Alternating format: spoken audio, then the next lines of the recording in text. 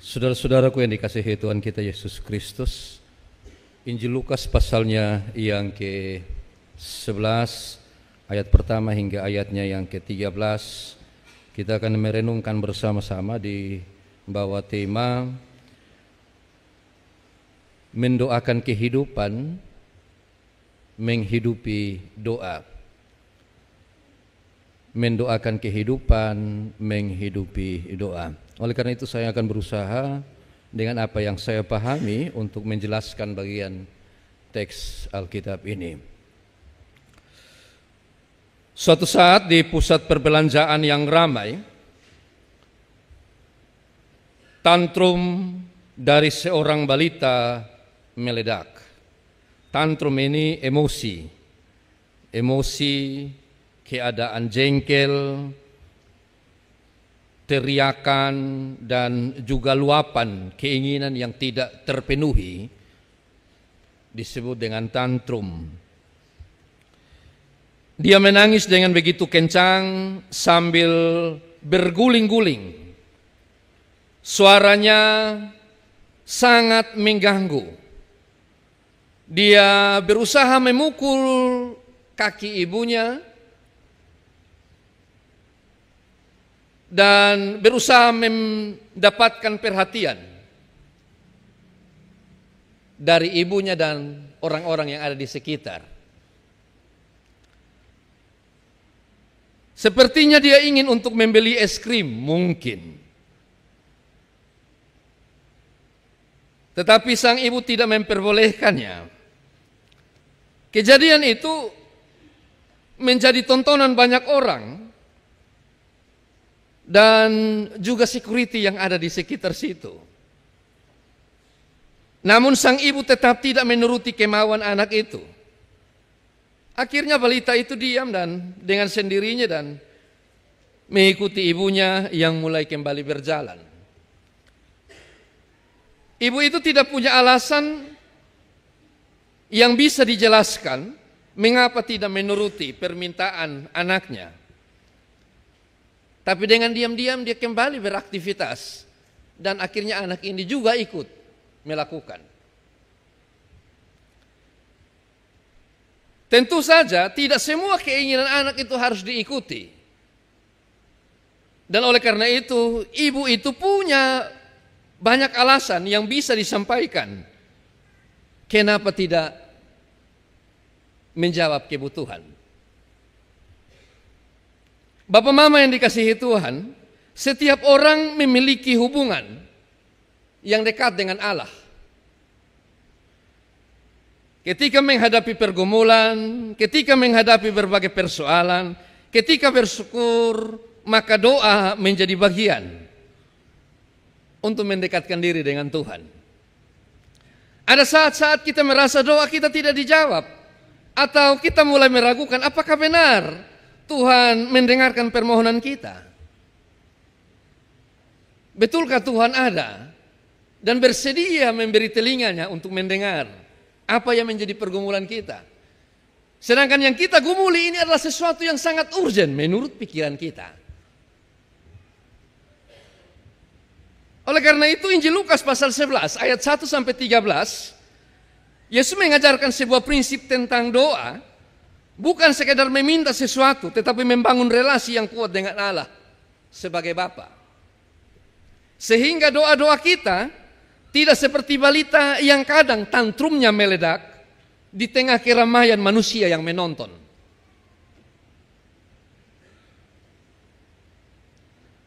Bahwa Allah itu Bapa. Allah itu Bapa kita. Ini bukan hanya sapaan yang menunjukkan tentang Dia yang berkuasa, tetapi sapaan kedekatan yang begitu melekat antara yang berdoa dan juga yang meminta itu kepada Dia yang ada. Ketika kita berdoa, kita tidak sedang berbicara kepada sosok yang jauh, yang tidak peduli, tetapi kepada seorang Bapa yang mengasihi kita lebih dari apa yang kita bayangkan sesungguhnya. Pertanyaannya, apakah kita datang kepada Allah dengan hati seorang anak yang percaya kepada kasih Bapa, atau kita berdoa hanya sebagai kewajiban tanpa hati yang sungguh mencari? Ataukah kita mengangkat Allah sebagai asisten pemenuhan kebutuhan? Itu yang harus kita renungkan bersama-sama. Yang kedua, ketekunan dalam doa adalah ujian iman dalam kesabaran.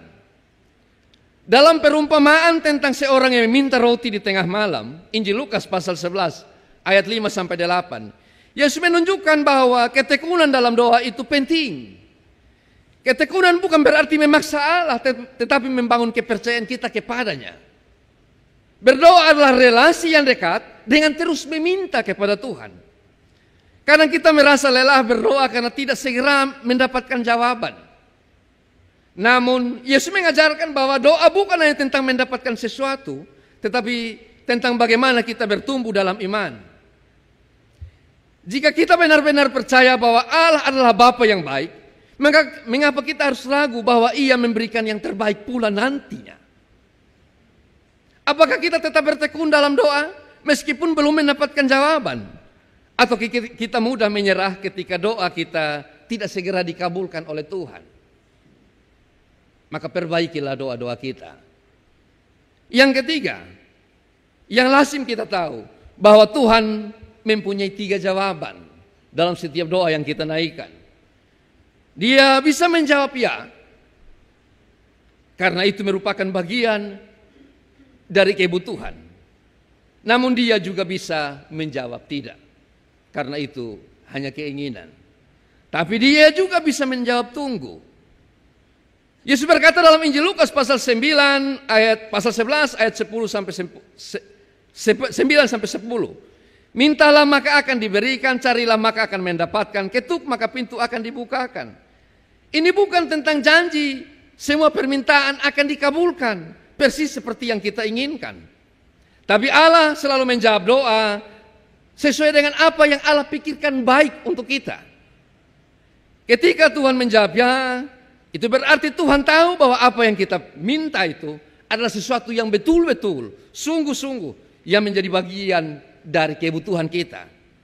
Tapi terkadang Tuhan harus menjawab tidak, karena Dia tahu itu bukan menjadi bagian dari kebutuhan kita, tapi hanya menjadi bagian dari pemuas kebutuhan.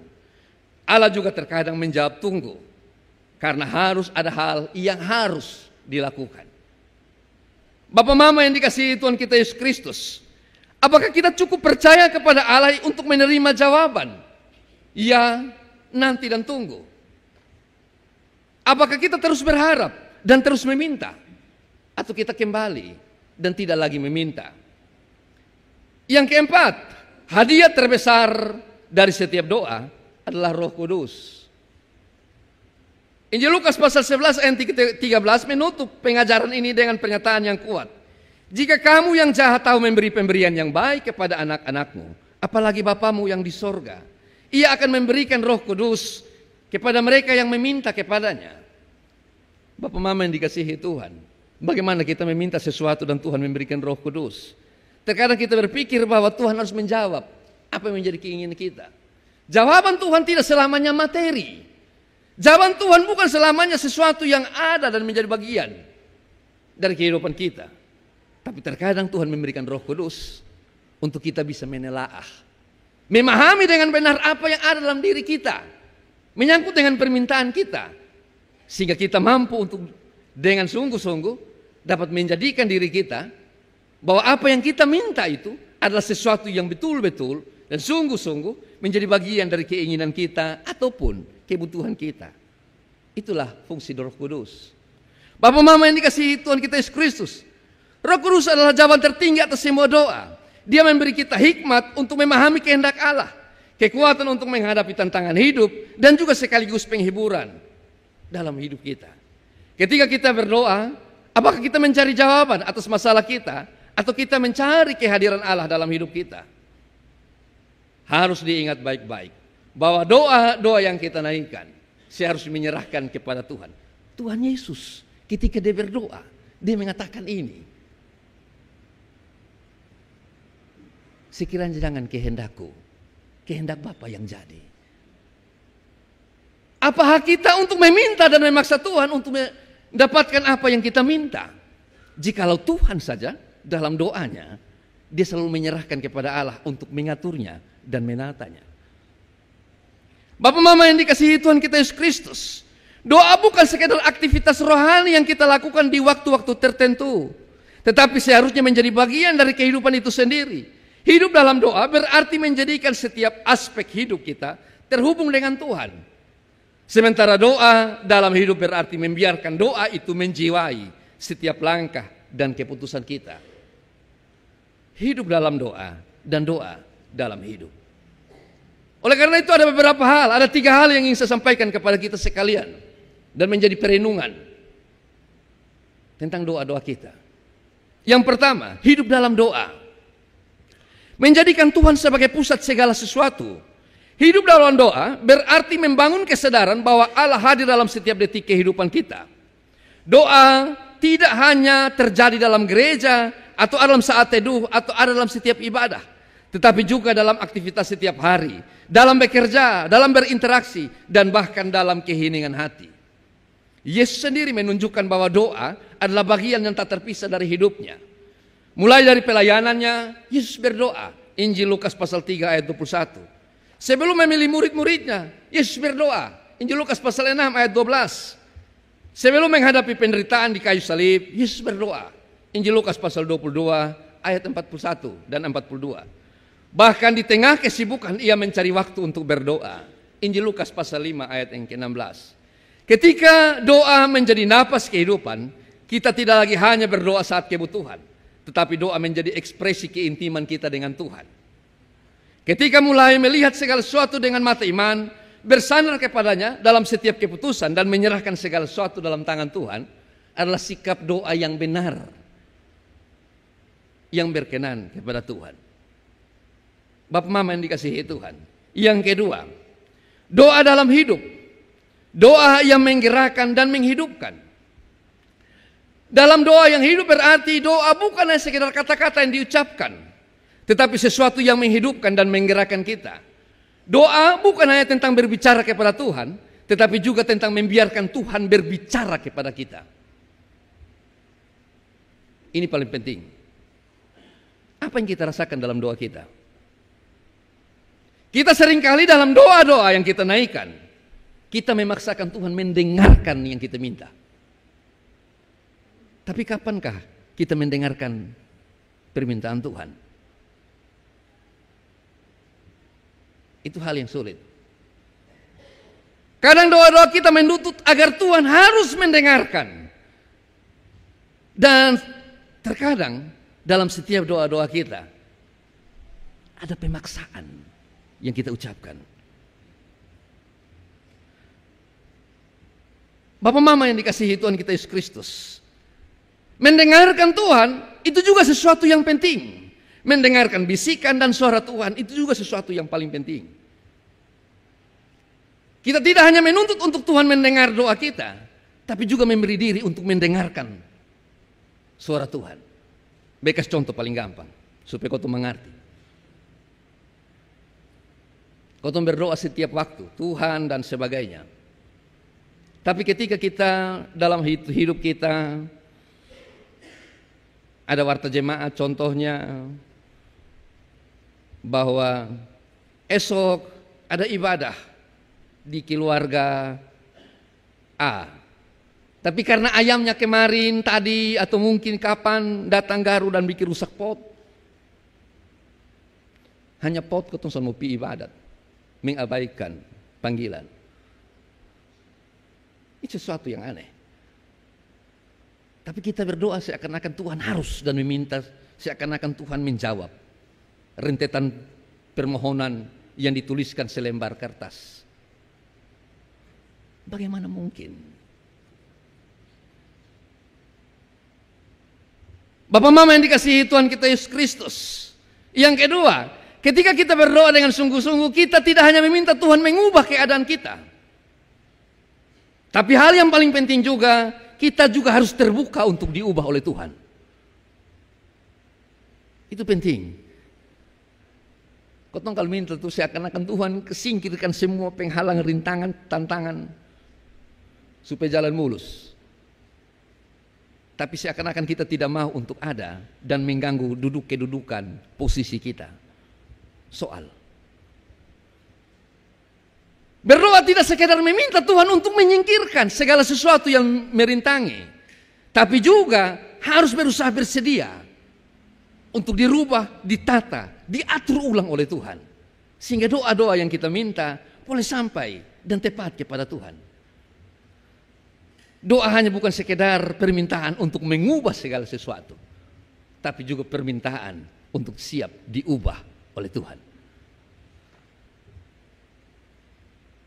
Bapak Mama yang dikasihi Tuhan kita Yesus Kristus, dalam setiap doa yang kita naikkan, tidak serta-merta hanya sekedar untuk meminta, tapi juga untuk melakukan yang didoakan. Terkadang kau berdoa ini pintar mau mati mampus. Kau pintar betul-betul berdoa. Seakan-akan minta itu adalah sesuatu yang sangat, tapi apa yang didoakan sulit untuk dilakukan. Kau minta Tuhan kalau bisa berkatilah janda-janda, tapi begitu dibacakan pengumuman diakonia keluar sekian, jemaat pun ribut tuh ngiri. Maka kalau doa makan tuh coba dengar doa makan coba. Berkatilah janda-janda yang miskin, berikanlah kepada mereka. Begitu baca di partai pengumuman diakonia untuk janda, wih uang pun keluar banyak lagi. Kau berdoa terkadang salah, keliru, salah berdoa. Berdoa yang hanya mengatakan tapi tidak melakukan. Jangan berharap doa itu sampai dan bisa dijawab oleh Tuhan. Apakah doa kita sudah menjadi kekuatan yang menggerakkan tindakan kita? Apakah doa kita sudah menunjukkan kehidupan dan cara berpikir, cara bertindak yang nyata? Atau doa hanya sekedar kata yang hanya lewat dan menghiasi? Jika doa yang kita pakai adalah doa yang demikian, maka kita keliru dalam berdoa. Bapak Mama yang dikasihi Tuhan. Yang ketiga, doa yang benar. Doa kita mungkin sudah benar. Keintiman dengan Tuhan sudah benar. Kita mau berbuat seperti apa yang Tuhan inginkan. Mungkin itu sudah benar. Tapi terkadang hal yang paling sulit adalah mengimani apa yang kita doakan. Bapak Mama yang dikasihi Tuhan, Petrus pernah berdoa, memohon agar jikalau boleh dia ada dan berdiri bersama-sama dengan Yesus. Injil Matius pasal 14 ayat 28 dan sampai 31. Petrus benar dalam permohonannya. Yesus pun menjawab ya atas permohonannya. Hanya karena bimbang, Petrus hampir minum air. Hampir minum air. Kenapa? Karena dia bimbang, dia ragu. Apa makna dari cerita Petrus? Kadang kita sudah minta dengan benar. Kadang doa-doa kita selalu tepat. Keintiman dan kedekatan dengan Tuhan menjadi inti. Namun hal yang kurang adalah kita kurang mengimani apa yang kita doakan. Kadang-kadang kau pikir begini. Kau habis berdoa. Setelah kau berdoa selesai baru kau pikir. Baik kau sonde. Jadi kau sonde. Wih kalau son jadi bikin malu-malu nah. Oleh karena itu tidak ada orang yang pernah berdoa untuk membangkitkan orang mati sampai sekarang. Karena dong tidak mengimani apa yang dong doakan. Padahal Tuhan Yesus sendiri berjanji, jikalau imanmu sebesar biji sesawi, itu Tuhan yang janji loh. Tuhan bilang ketuklah, mintalah. Itu Tuhan yang janji. Kadang-kadang kau malu kembali dengan kau pun doa.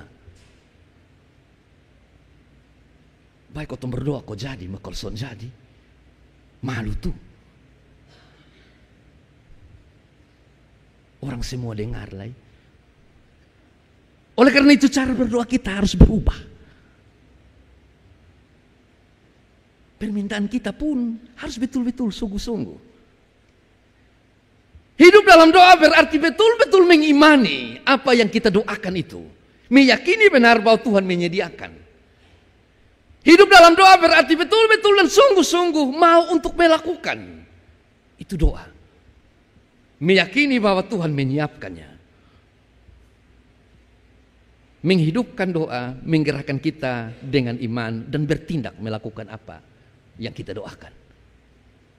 Kemarin menonton ame TikTok. Ada satu di waktu Om bilang begini.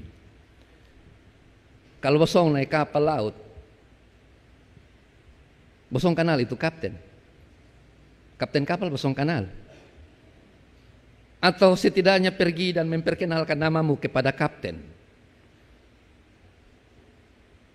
Tidak. Tapi kami percaya benar bahwa dia dapat membawa kamu sampai kepada tempat tujuanmu. Kalau kamu naik pesawat, apakah pilot adalah bapakmu? Atau kakakmu? Atau saudaramu? Apakah kamu mengenal dia dengan baik? Dan apakah dia memperkenalkan namanya? Atau setidak-tidaknya dia datang dan menyalami kamu satu persatu? Tapi kamu percaya benar bahwa dia mampu membawa kamu sampai kepada tujuan akhirmu. Apalagi Tuhan yang kamu imani, yang kamu yakini. Dia mampu berbuat segala sesuatu terlebih lagi dan membawa kamu pada apa yang kamu harapkan, yang kamu inginkan dalam doa. Bahkan untuk tidak yang kamu doakan sekalipun, Tuhan menyiapkannya. Berdoalah dengan penuh kesungguhan. Yakinkan apa yang diminta. Sehingga apapun yang kita minta dengan iman kepada Allah, Tuhan menyiapkannya bagi kita. Amin.